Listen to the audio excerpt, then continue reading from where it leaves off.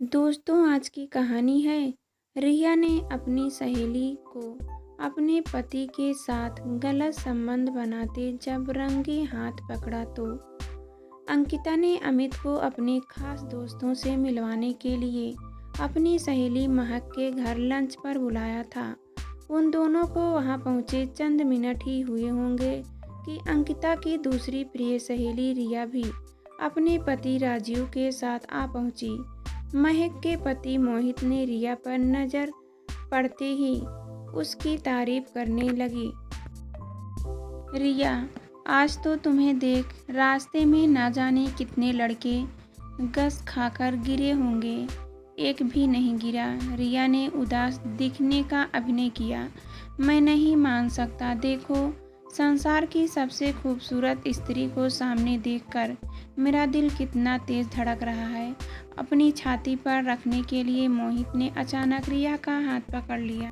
जय बाबा सोम की। रिया ने अपना हाथ छुड़ाने का प्रयास करने के बजाय शरारती अंदाज में नारा लगाया, जय अंकिता, और महक के हाथ उठाकर जोशीली आवाज में नारा पूरा किया तो मोहित ने झेपते हुए रिया का हाथ छोड़ दिया। अमित को इन तीनों सहेलियों का व्यवहार अटपटा लगा। यार, इस नए बंदे के सामने तो अपने बाबा सोम का गुणगान इतनी जल्दी शुरू मत करो। मोहित ने बुरा सा मुंह बनाकर टिप्पणी की। हम मरते दम तक भी बाबा का गुणगान करना बंद नहीं करेंगे। महक ने अपने पति के गाल पर प्यार से चिंगोटी कटी। उन्होंने हमें जो ज्ञान दिया है उसे हम तीनों ने हमेशा के लिए गांठ बांध लिया है। अंकिता ने महक की बात का समर्थन किया। यह बाबा सोम कौन है? अमित ने उत्सुकता दर्शाते हुए अंकिता से सवाल पूछा। स्वयं का किस्सा तुम्हें जरा फुर्सत में सुनाऊंगी अमित। पहले यह बताओ कि चाय पियोगे या कॉफ़ी? महक ने टालते हुए कहा, मैं चाय पीऊँगा।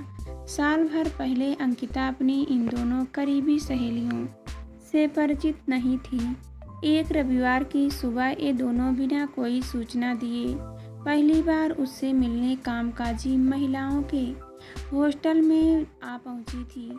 महक ने अपना परिचय दिया तो पता चला कि वह मेरठ में रहने वाली है और वहाँ कॉलेज में समीर के साथ पढ़ा करती थी। समीर जॉब करने दिल्ली आ गया था, जबकि महक मेरठ में एक पब्लिक स्कूल में पढ़ा रही थी। उस दिन महक ने गंभीर लहजे में अंकिता को बताया था, किसी जानकार ने मुझे महीना भर पहले बताया कि उसने समीर को एक सुंदर लड़की के साथ फिल्म देखकर बाहर निकलते देखा था। यह सुनकर मेरा माथा ठनका, क्योंकि समीर ने मुझसे शादी करने का वादा कर रखा था। हम दोनों के बीच प्रेम का रिश्ता करीब 4 साल से चल रहा है। कहीं वह मुझे धोखा तो नहीं दे रहा? यह जानने के लिए मैंने जब उसके पीछे एक प्राइवेट डिटेक्टिव लगाया तो पता चला कि जनाब दिल्ली में एक नहीं बल्कि 2 लड़कियों से चक्कर चला रहे हैं। उसका इशारा अंकिता और रिया की तरफ था। अंकिता समीर की कंपनी में जॉब कर रही थी, जबकि रिया से उसका परिचय किसी दोस्त के माध्यम से एक विवाह समारोह में हुआ था। उन तीनों ने आपस में खुलकर बातें की तो समीर की बेवफाई सामने आ गई। वह अंकिता और रिया के साथ भी प्यार का खेल खेल रहा था। बहुत ज़्यादा परेशान और गुस्से में नजर आ रही महक बोली, हमारे लिए सबसे पहले यह जानना जरूरी है कि समीर हमसे किसी का जीवन साथी बनने लायक है या नहीं।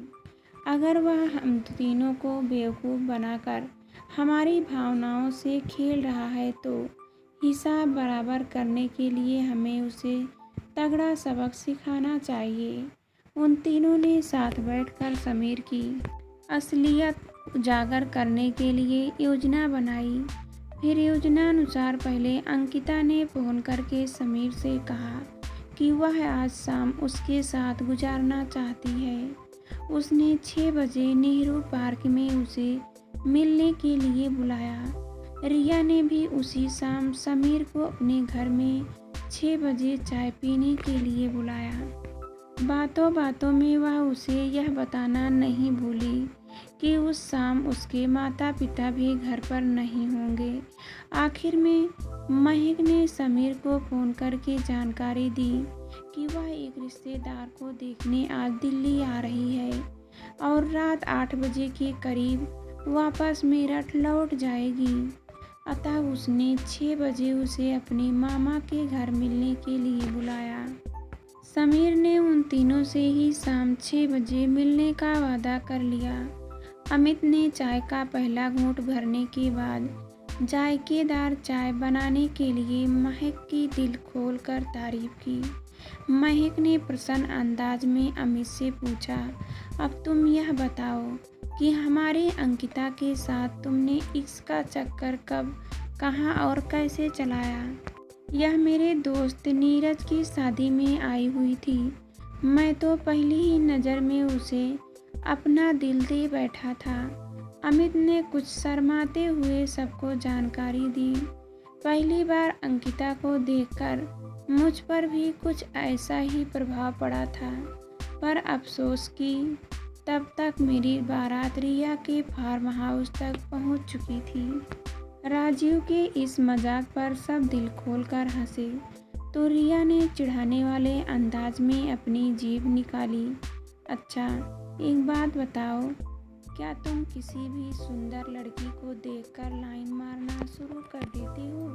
महक ने एक ही झटके से यह टेढ़ा सवाल अमित से पूछा। नहीं, ऐसी कोई बात नहीं है। अमित की आवाज़ में लड़खड़ाहट थी। ऐसी बात हो भी तो फिक्र नहीं। महक ने उसकी टांग खींचना जारी रखा। किसी भी सुंदर लड़की को देखते ही अगर तुम्हारे सिर पर लाइन मारने का भूत सवार हो जाता है तो अपना यह शौक तुम रिया और मेरे साथ फ्लर्ट कर्म के पूरा कर लेना। हम दोनों ऐसी किसी छेड़छाड़ का बिल्कुल बुरा नहीं मानेगी। वाह, क्या खुलेआम झूठ बोला जा रहा है यहाँ। मोहित ने हंसते हुए अपनी पत्नी की बात का विरोध किया। बहुत अच्छी है ये सहेलियाँ, हंसी मजाक करो और खाओ। इनसे गालियाँ कितनी शानदार और बढ़िया तुकबंदी की है ना मैंने। राजीव मोहित ने खुद ही अपनी तारीफ कर डाली। राजीव के बोलने से पहले ही रिया ने उसकी बात को खारिज करते हुए कहा, बिल्कुल झूठी बात है। यह सहेलियाँ हम स्वस्थ हंसी मजाक का जवाब गालियों से बिल्कुल नहीं देती, लेकिन जब मामला शालीनता की सीमा तोड़ता नजर आए तो ही मजबूर को कर यह नारा लगाती है, बोलो बाबा सौम की जय। तीनों सहेलियों ने एक साथ जोशीले अंदाज में कहा तो राजीव और मोहित से आगे कुछ कहते नहीं बना। समीर के मन में खोट था और वह शाम को 6 बजे रिया या महक के बजाय अंकिता से मिलने पहुंच गया।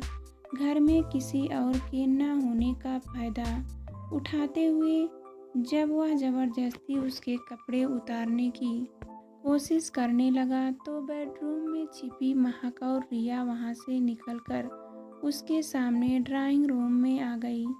उन तीनों को एक साथ सामने देखकर समीर की हालत एकदम से बेहद खस्ता हो गई। उसने महक को सफाई देने की कोशिश की पर उसका झूठ चला नहीं। उन तीनों के तेज गुस्से को भाप उसने अपनी जान बचाकर वहां से भागने की कोशिश की, पर तीनों गुस्साई शेरनियों के चुंगल से वह कैसे बच सकता था।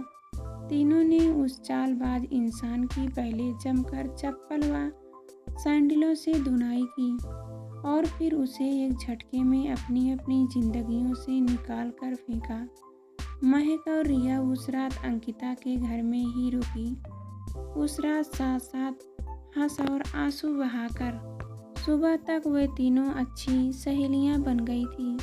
महक ने वार्तालाप को फिर से रास्ते पर लौटाते हुए इस बार अंकिता से पूछा, क्या तूने भी अमित को अपना भावी जीवन साथी बनाने का फैसला उसी रात कर लिया था? अंकिता ने प्यार से अमित का हाथ पकड़कर जवाब दिया। नहीं, मुझे तो इन जनाब को अपना भावी जीवन साथी स्वीकार करने में महीना लग गया। वैसे मुझे नहीं लगता कि अमित दिलफेक इंसान है, इसलिए तुम दोनों इसे ज़्यादा तंग मत करो। क्या हम तुम्हें तंग कर रही हैं? महक ने अमिता का हाथ थामकर बड़ी अदा से पूछा। नहीं तो। उसके खुले व्यवहार ने अमित को शर्माने पर मजबूर कर दिया था। शर्माओ मत अमित, मौका मिलते ही अपनी इन दोनों सहेलियों से फ्लर्ट किया करो, क्योंकि किसी और लड़की के साथ फ्लर्ट करना तुम्हारे लिए अब ख्वाब बनकर रह जाएगा। मोहित ने शरारती अंदाज में मुस्कुराते हुए अमित को सलाह दी। लगे हाथ तुम्हें किस्सा और सुना देती हूँ। महक ने एकाएक संजीदा होकर बोलना शुरू किया। तुम्हें नेक सलाह देने वाले मेरे पति पर भी मात्र 6 महीने पहले शिखा नाम की एक खूबसूरत तितली से रोमांस करने का भूत चढ़ा था। जब हम तीनों को इनकी रोमांस के बारे में पता चला, मोहित ने अपनी पत्नी को टोकते हुए सफाई दी। मुझ पर उसके इश्क लड़ाने का भूत नहीं चढ़ा था, बल्कि शिखा ही इस स्मार्ट बंदे के पीछे हाथ धोकर पड़ गई थी। उसके कहे को अनसुना कर महक ने बोला जारी रखा तो हम तीनों शिखा से मिलने उसके फ्लैट पर पहुंच गई। तुम अंदाजा लगा सकते हो कि हम तीनों गुस्साई शेरनियों ने शिखा का क्या हाल किया होगा। हमसे उसने थप्पड़ भी खाए और कुछ कीमती सामान भी हमारे हाथों तुड़वाया। मुझे विश्वास है कि हमारी शक्लें याद कर उसे महीनों ढंग से नींद नहीं आई होगी। रिया अमित को यह बात बताते हुए काफ़ी खुश लग रही थी। मोहित ने झेपे से अंदाज में मुस्कुराते हुए अमित को सफाई दी। मेरे मन में कोई खोट नहीं है, पर इन्हें कौन समझाए। तुम ही बताओ कि किसी से मारपीट करना अच्छी बात है क्या? बाबा सोम के साथ हुए अनुभव ने हमें उस मामले में बिल्कुल सही राह दिखाई थी। बोलो बाबा सोम की जय। महक की आवाज़ में अपनी आवाज़ मिलाते हुए तीनों सहेलियों ने नारा लगाया और फिर जोर से हंसने लगी। समीर वाली घटना से सबक लेकर उस रात वे तीनों इस नतीजे पर पहुंची कि अधिकतर स्मार्ट, सुंदर और सफल युवक शादी होने के बाद भी अन्य खूबसूरत लड़कियों के साथ फ्लर्ट करेंगे। समस्या यह था कि वे तीनों अपने भावी जीवन साथी के रूप में ऐसे ही स्मार्ट, सुंदर और सफल युवकों के सपने देखती थी।